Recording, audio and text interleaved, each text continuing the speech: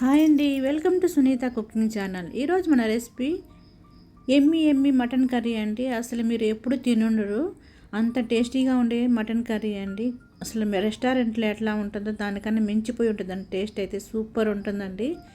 లొట్టలు వేసుకొని తినేయాలా అని అనిపిస్తుంది, అంత టేస్టీగా ఉంటుంది. చాలా సింపుల్గా ఈజీగా చేసేసుకోవచ్చు అనమాట ఈ మటన్ కర్రీ. మీరు ఎప్పుడు చేసి ఈసారి మటన్ కర్రీ తెస్తే ఈ విధంగా చేసుకొని తినండి, చాలా బాగుంటుంది. ఇది రోటీలోకి కానీ బిర్యానీలోకి కూడా చాలా బాగుంటుంది, రైస్లోకి కానీ. చూడండి, నేను ఇక్కడ 1 కేజీ చికెన్ కేజీ మటన్ తీసుకున్నానండి. మటన్ తీసుకొని శుభ్రంగా వాష్ చేసుకొని పక్కన పెట్టుకున్నాను. ఇప్పుడు ఇందులో మసాలా కోసం ఒక ప్యాన్ పెట్టుకొని, స్టవ్ వెలిగించుకుని ప్యాన్ పెట్టుకొని ఇందులో చిన్న దాల్చిన చెక్క, 2-3 యాలకులు, లవంగాలు, 4 ఎండుమిరపకాయలు, ఒక 2 స్పూన్ల ధనియాలు, 1 టేబుల్ స్పూను మిరియాలు, 1 టేబుల్ స్పూన్ జీలకర్ర వేసుకోవాలి. ఒక 2 ఇంచు అల్లాన్ని ఇలా కట్ చేసుకొని వేసుకోవాలి. వెల్లుల్లిపాయలు వేసుకోవాలి. ఒక గుప్పుడు కరివేపాకు వేసుకోనండి, చాలా బాగుంటుంది. కరివేపాకు వేసుకుంటే మీకే తెలుస్తుంది అనమాట, చేసుకొని తినేటప్పుడు కరివేపాకు వేస్తే ఎంత టేస్టీగా ఉందా అనేసి. కరివేపాకు కూడా వేసుకొని మొత్తం ఆయిల్ అనేది తక్కువ వేసుకోవాలండి. వేసుకొని ఇది మొత్తం కరివేపాకు అనేది బాగా క్రిప్సీ అయ్యేంత వరకు ఫ్రై చేసుకోవాలి. చూడండి, ఈ విధంగా ఫ్రై అయితే సరిపోతుంది. ఇప్పుడు దీన్ని చల్లారనివ్వాలి. చల్లారిన తర్వాత దీన్ని ఇప్పుడు మనం మిక్సీ జార్లోకి తీసుకొని మిక్సీ పట్టుకోవాలి. చూడండి, ఈ విధంగా పేస్ట్గా తయారైపోతుంది. ఇలా చేసుకున్న తర్వాత ఇప్పుడు మనం కుక్కర్లో చేసుకోబోతున్నాం. మటన్ అనేది త్వరగా ఉడికిపోవాలంటే కుక్కర్లో అయితే బాగుంటుంది కదా, అందుకని కుక్కర్ తీసుకున్నాము. స్టవ్ వెలిగించుకొని కుక్కర్ పెట్టుకుని ఇందులో ఆయిల్ వేసుకోవాలి. ఆయిల్ వేసుకొని, ఆయిల్ అనేది కొంచెం ఎక్కువ పడుతుంది, మటన్ కర్రీ కదా, అందుకని ఇందులో ఒక 2 మీడియం సైజు ఉల్లిపాయలను సన్నగా కట్ చేసుకొని వేసుకొని, రుచికి సరిపడా సాల్ట్ కూడా ఇప్పుడే వేసేసుకున్నానండి. ఎందుకంటే సాల్ట్ అనేది వేసుకుంటే ఆనియన్స్ అన్నీ త్వరగా ఫ్రై అవుతాయి. ఇవి చూడండి, ఆనియన్స్ అనే ఈ విధంగా గోల్డెన్ కలర్ వచ్చిన తర్వాత ఒక చిన్న మీడియం సైజ్ టమాటాను వేసుకోవాలండి. వేసుకొని ఈ విధంగా బాగా మిక్స్ చేసుకొని పైన మూత పెట్టాలండి. కుక్కర్ మూత కానీ నార్మల్ మూత అయినా సరిపెట్టి కొంచెం టమాటాలు అనేవి సాఫ్ట్ అయ్యేంత వరకు ఉండిస్తే సరిపోతుందండి.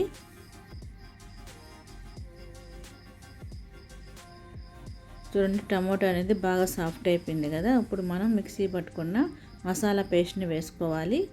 సన్నగా కట్ చేసుకున్న కొత్తిమీర కూడా వేసుకొని మొత్తం ఒకసారి బాగా కలుపుకోవాలన్నమాట. ఒక 2-3 మినిట్స్ పాటు హై ఫ్లేమ్లో పెట్టుకొని బాగా మిక్స్ చేసుకుంటూ మళ్ళీ సిమ్లో పెట్టి మూత పెట్టేసి, కుక్కర్ మూత పెట్టేసి రబ్బర్ తీసేసి మూత పెట్టేయండి. మూత పెట్టేసి ఆయిల్ పైకి తేలేంత వరకు బాగా ఫ్రై అవ్వనివ్వాలండి. అప్పుడే అనేది గ్రేవీ అనేది టేస్టీగా ఉంటుందండి కర్రీ అనేది. చూడండి, ఆయిల్ పైకి తేలింది కదా. ఈ విధంగా అయిన తర్వాత ఇప్పుడు ఇందులో మనం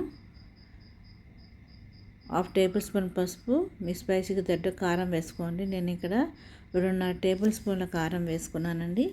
వేసుకొని మొత్తం ఒకసారి బాగా మిక్స్ చేసుకోవాలి. ఈ విధంగా కలుపుకున్న తర్వాత ఇప్పుడు ఇందులో మనం మటన్ వేసుకోవాలండి.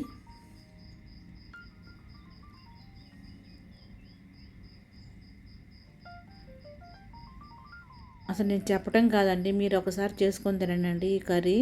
మళ్ళీ నేనైతే 2-3 సార్లు చేశానండి. ఎంత బాగా నచ్చారు మా ఇంట్లో వాళ్ళు, అంత బాగుందన్నారండి. చాలా అంటే చాలా బాగుంది. ట్రస్ట్ మీ అండి, ఒక్కసారి మీరు చేసి చూడండి, అంత బాగుందన్నమాట ఈ మటన్ కర్రీ ఉంది. తినే కొద్దీ తినాలనిపిస్తుంది, అంత బాగుంది. టేస్ట్ అయితే సూపర్గా ఉంది. చూడండి, మసాలా అంతా వేసిన తర్వాత కారం, ఉప్పు, పసుపు ఇప్పుడు ఒకసారి మొత్తం బాగా మిక్స్ చేసుకోవాలి. ఈ మసాలా, కారం, ఉప్పు అంతా మటన్కి పట్టేటట్టు ఒకసారి బాగా ఈ విధంగా కలుపుకొని మూత పెట్టి ఒక 5 మినిట్స్ పాటు సిమ్లో పెట్టి అలా ఉడకనివ్వాలండి. ఉడకనిస్తే మసాలా అంతా బాగా మటన్కి పడుతుంది. ఇప్పుడు మళ్ళీ ఒకసారి బాగా కలుపుకొని ఇందులో మటన్లో తగినన్ని వాటర్ పోసుకోవాలండి.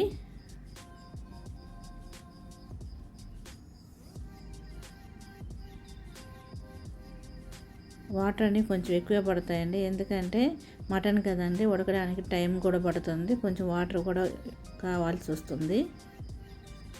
ఇప్పుడు ఒకసారి కలుపుకొని సాల్ట్ సరిపోయిందా లేదా అని ఒకసారి చెక్ చేసుకోవాలండి. లాస్ట్లో మూత పెట్టక ముందు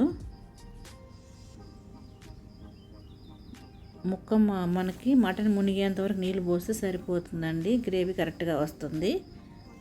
ఇప్పుడు కొద్దిగా కొత్తిమీర వేసుకొని ఒకసారి బాగా కలుపుకొని మూత పెట్టేసి ఒక 7 to 8 విజిల్స్ వచ్చేంత వరకు ఉడకనివ్వాలండి. మీడియం ఫ్లేమ్లో పెట్టుకొని అప్పుడు చక్కగా ఉడికిపోతుంది మటన్ అనేది.